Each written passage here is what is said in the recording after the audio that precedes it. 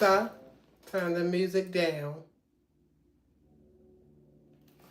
Hey, what's up, y'all? It's me, your girl, Gigi the Glam Goddess. I'm back with another live video. So, yo, I want to go ahead and get right on into what I'm feeling and what I want to talk about, okay?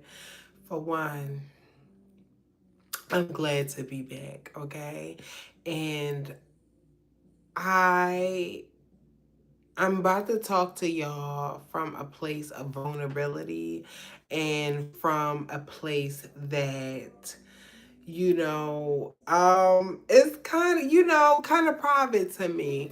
But I want to be real with y'all. I want to be transparent and I want this to be a learning moment, okay? So listen, y'all, I have dealt with certain people within my own life and dealing with relationships, talking to different men, whatever case might be, right?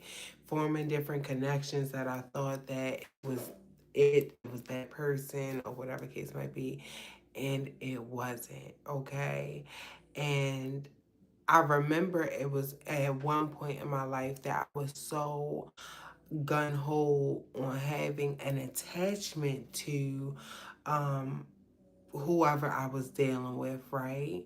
And when I found myself being so emotionally attached to that person, I ignored so many red flags. I ignored the fact that that person was not good for me, my soul. And what happened was I got drugged through the fucking mud. Let's just keep it real. I got drugged through the mud and emotionally. And I wind up finding out that I love that person or I care for that person more than they care for me. And as disheartening as that fact was, I would still choose these people.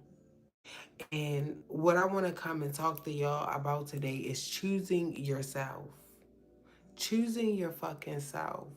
Have a never mind moment. Sometimes we are so gun ho on wanting something to work, and even that could be a job opportunity, that could be anything in your life, right? And we want something to work so bad where we're not willing to let it go. We hold on to different things, and these things are like poison to us. They are dampening our light, they're dimming our light. Okay, they are fucking with our self esteem and our self worth when you keep choosing other people and other things that do not align with your soul and your spirit. You rob yourself of happiness. And until you have a never mind moment, until you have a moment where you like, you know what, enough is enough. Never mind. I don't want it no more. That's what I mean by having a never mind moment. You have to have a moment in your life, a defining moment where you like enough is it's out of my spirit. The taste buds is out of my mouth. I don't want that shit no more. Like think about even like if you see on social media like a man may be cheating on his wife, all right? And the wife just keep taking it. She keep taking it, whatever. She keep taking it back. We all in the comments like, she dumb, she stupid. But no, she hasn't had her never mind moment. She hasn't had that moment, that defining moment where she like, never mind. My feelings for you, it's not that deep. Never mind. I don't want it. I don't want it. And she choose herself, right?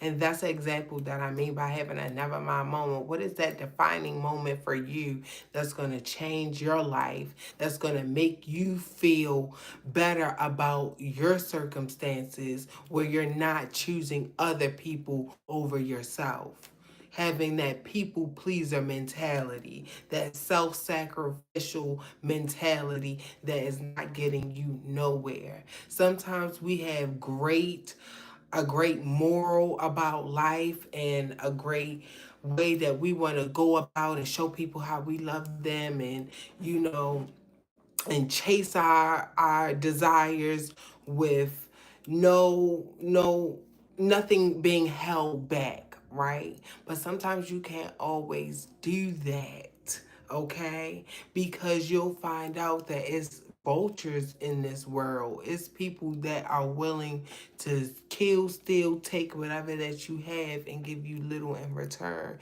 And that's where being self-sacrificial is being to your detriment. Okay, when you're being filled up and the relationships that you are in are equal and is reciprocity going on, y'all feel mutually the same about each other, then it will work. Okay, but a lot of times we get ourselves entangled in relationships when we feel this way, when we finding ourselves having to have a never mind moment.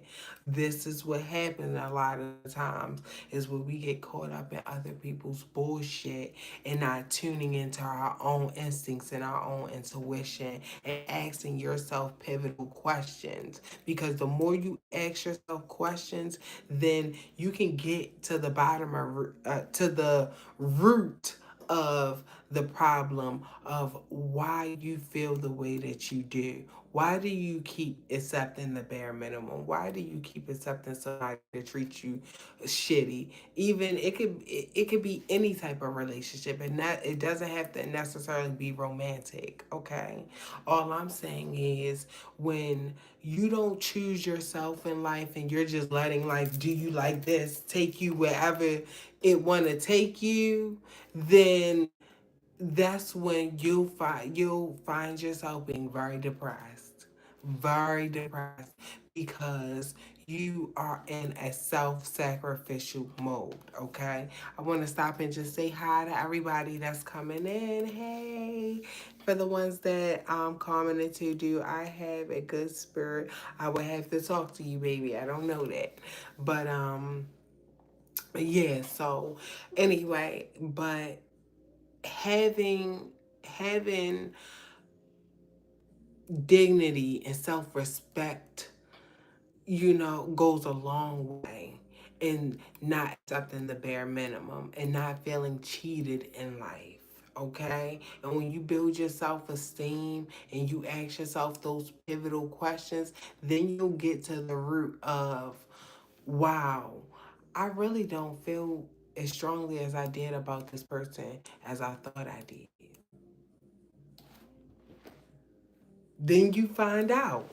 You find out I really didn't love that person how I thought I loved them. My feelings really wasn't as attached as I thought they were. I had abandonment issues. Okay? That's when you start to get to the root of why you are accepting the bare minimum. Because you scared for people to lose you. You scared to disappoint people. You have low self esteem. You have coarse boundaries. You don't know how to stick up for yourself. You don't know how to advocate for yourself. And so then you get yourself in certain situations with people where they're literally running amok in your life until you have that never mind moment. Until you say, oh no, this is it. I'd rather not. I'd rather not. I thought I loved you, but I don't. I don't love you. You don't have the qualities that I would see in a person to say I can genuinely love you for who you are, because I see you for who you are and I had the blinders on to see you for the person I wanted you to be, but the person that you showed me, right? This is when we start to get to the root of certain issues, okay? And you have a resolution, okay? Because that's what having that never mind moment ultimately leads up to. It equals to you having that, nope, a change of heart. Oh my God, this is biblical. I feel like I need to study, I need to go in the word, because I feel like this is really biblical, but really having a change of heart. That's what God is really putting on my, like, my heart right now, is Baby, when you have that never mind moment, you gotta change your heart. Ooh, that was a revelation. That was like, equals. D- okay, thank you, Holy Spirit. Thank you. I appreciate that. But until you have a change of heart, that's when you really start to take control of your own life. Okay? Because you're not letting your feelings choose for you. But you've actually changed your mind. In this, oh my God, I remember one time I was watching a Sarah Jakes message, and the message was called Change Your Mind. And ultimately, when we're talking about changing your heart, having a change of heart, we're talking about changing your oh my God. Oh my God. We talking about changing your subconscious mind, because that's where all the issues of life flow from. That's where your daily habits come from, your subconscious mind, the part that you had no control over. Until you get a grasp over your subconscious mind and start reprogramming yourself and feeling different feelings, then you could continue to go in cycles with yourself, with the depression, with the low self-esteem, and accepting anything out of people in life, because it is in your subconscious mind, and your subconscious mind is who you are. The things that are in your subconscious mind make up who you are. So until we change that part, having a change of heart, having a change of mind, having changing your subconscious mind, all of those things are the same. Once we do that, then that never mind moment happens, because it's in your subconscious mind. It's in it deep down embedded in you. Just like for somebody, if you in a abusive relationship, right? You see abusive relationships, you wondering why she won't leave, why she won't leave. It is programmed into her subconscious mind not to leave. Especially if you're dealing with a narcissistic, abusive person. Most people that are abusive are narcissistic. I'm just saying, sociopathic, at least. Um, but when he then programmed her mind to think a certain type of way, that program is called your subconscious mind. So now it is in her subconscious mind rooted. Oh, I can't leave. If this is what will happen if I can't leave. She won't explain it. She'll mentally know this ain't right. I want to leave, but won't leave because it's not in her subconscious mind. She had that never mind moment. Until you change that, then you will have that aha, that epiphany. And that epiphany will change your life. Those epiphanies change lives, baby. Yes, they do. And so that's all I wanted to bring up today. That's all I wanted to, talk about. I want everybody to really look at their own lives and their own issues, because we all got them. Okay, if you're dealing with some of the ones I was talking about in this video, then baby, this message is for you. Look at your circumstance and dissect it, and really get into your mind, into your subconscious mind. Start asking yourself questions, because when you ask yourself questions, you're asking your subconscious mind's questions. You're asking yourself these questions. Your subconscious mind is going to answer it for you. That's why it is important to ask yourself questions. Also, when you ask yourself questions, that's when self-evolution can come into place. That's when evolving comes into place. We evolved as human beings because we asked ourselves questions. We figured out fire because we said, what would happen if you take this and this and this? And why does it spark when you hit these two? We have to start asking ourselves questions in order to change our lives and to change that subconscious mind. because it's like an echo, your subconscious mind. It echoes what you learned, what you have intaked. And so you got to ask yourself those questions, because it's funny though, because your subconscious mind, you can ask it a question and it will echo back to you the answer. It will mirror back to you an answer. Okay? So you got to be ready for those answers as well, and willing to self-reflect in order to change what that echo was saying to you. Okay? So, yeah. So many women are coming on today. I don't want to give that vibe.